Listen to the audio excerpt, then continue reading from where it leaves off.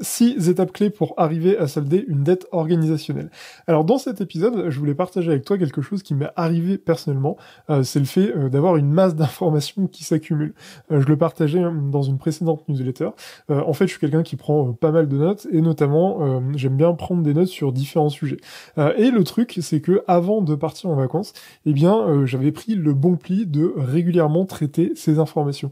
Donc concrètement, dans mon logiciel de prise de notes, j'avais une petite tâche récurrente, une tâche que je faisais en fait tous les jours qui consistait à traiter 5 ressources de manière à faire ça au fil de l'eau.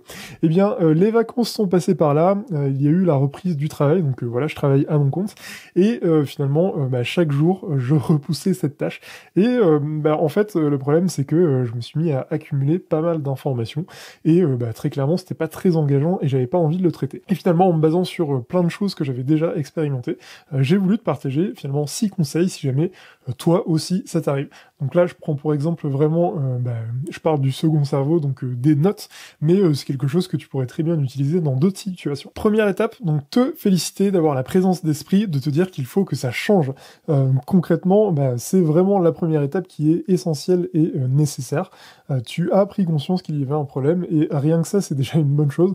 Donc effectivement, après, il faut arriver à régler ce problème, mais malgré tout, si jamais tu ne prends pas à bras le corps ce problème, eh bien, tu ne pourras jamais y arriver, ça va s'accumuler, et ça va générer du stress en toi. Donc bravo si jamais tu as déjà pris conscience de ça, c'est déjà une super première étape. Seconde étape, c'est tout simplement de programmer un temps spécifique pour commencer à réfléchir à ce sujet.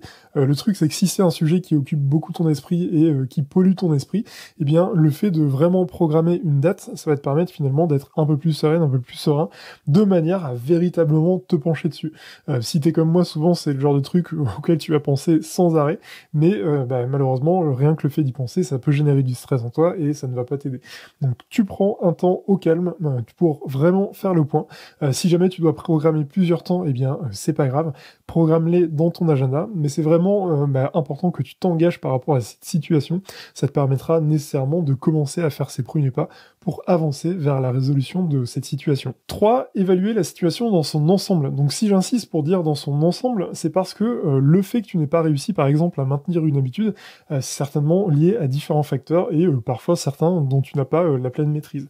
Donc l'idée c'est vraiment ça, c'est de te dire qu'il faut évaluer la situation dans son ensemble, et j'ai en tête notamment un livre, alors ça n'a rien à voir et c'est sur un autre sujet, c'est plutôt sur finalement l'écologie, mais dans le livre L'économie bleue de Gunther Pauli, ce qui m'avait marqué, c'est qu'il explique notamment que en fait certaines choses ne se voient pas, mais elles ont des conséquences à des milliers de kilomètres, et donc ce qu'on fait, ça a un impact, et on peut aussi être impacté par différents facteurs.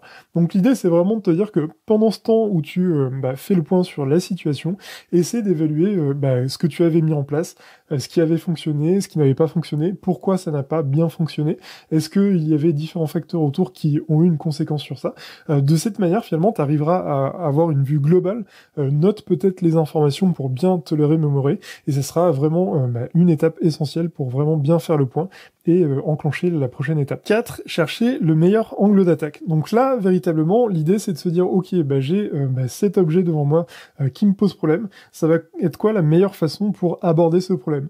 Donc si je prends toujours en exemple le fait d'avoir accumulé plein de notes sur différents sujets, eh bien peut-être que pour me donner envie de commencer à traiter ce sujet, je peux commencer à me dire, tiens, je vais plutôt en faire une par jour, 2 par jour, une toutes les semaines, ou peut-être que je vais plutôt me consacrer sur tel ou tel type de sujet, de manière à véritablement me donner envie de commencer à mettre le pied à l'étrier par rapport à tout ça. Mais si par exemple la masse d'informations elle est trop importante, si par exemple j'ai accumulé trop d'informations par rapport à différents sujets et je me sens complètement débordé, eh bien la solution ça peut être tout simplement de effacer tout et de repartir à zéro. Alors c'est un peu brut de décoffrage, et après il faut bien évidemment faire le tri sur s'il y a des informations qui sont vraiment capitales, mais parfois en fait la solution ça peut juste être ça, et ça te permet au moins de repartir sur des bonnes bases, des bases saines, et après de toute façon les sujets qui sont vraiment très très importants, il y a de fortes chances pour que tu retombes dessus ou que tu tout simplement y penses naturellement. Alors 5, mettre en place la nouvelle routine. Donc maintenant que tu as pris conscience du problème, maintenant que tu as pris le temps de te poser pour évaluer les différents facteurs, savoir ce qui allait, ce qui n'allait pas, savoir quelles étaient les bonnes choses et savoir s'il te restait des choses à traiter par rapport à cette dette, eh bien l'idée ça va être de mettre en place la nouvelle routine. Donc très clairement, à cette étape, l'idée c'est de réfléchir tout d'abord aux différentes étapes que tu feras pendant cette routine, de manière à vraiment à réadopter les bons réflexes, et de cette manière, en notant tout ce que tu fais pendant cette routine, ça te permettra d'être certaine, d'être au clair sur ce que tu dois faire et de ne pas te poser de questions. L'idée c'est que souvent, quand on veut mettre en place de nouvelles habitudes, quand c'est pas encore un réflexe, on va réfléchir à ce qu'on doit faire et on sera un peu perdu.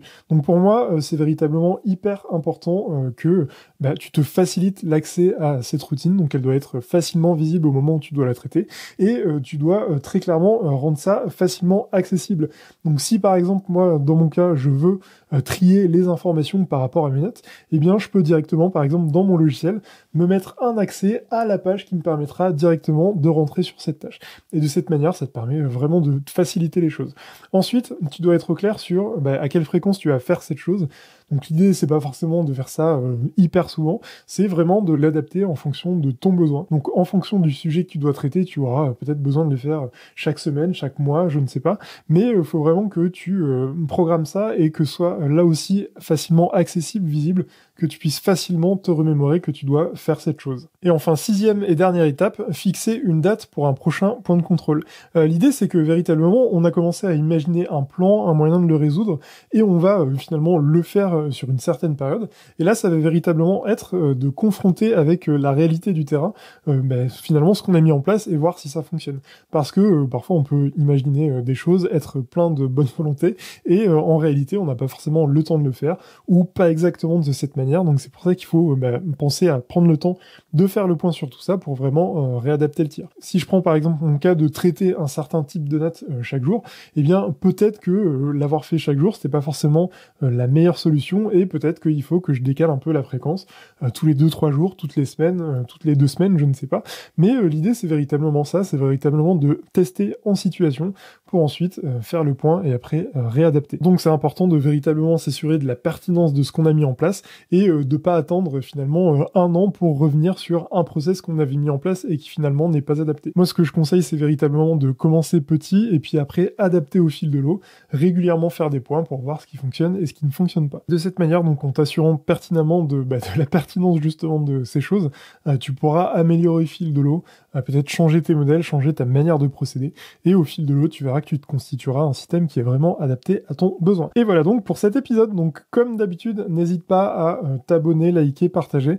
N'hésite pas également à me mettre en commentaire si tu as déjà été confronté à ce type de situation et comment tu as fait pour le régler. Je suis certain que ça va m'aider et que ça va aider les autres personnes qui consultent ces commentaires. Et n'oublie pas, prendre des notes, c'est bien plus que simplement prendre des notes. Voilà, c'était mon nouveau slogan, donc je sais pas ce que ça vaut. N'hésite pas aussi d'ailleurs à me dire en commentaire ce que tu en penses. Allez, c'était cher, à bientôt!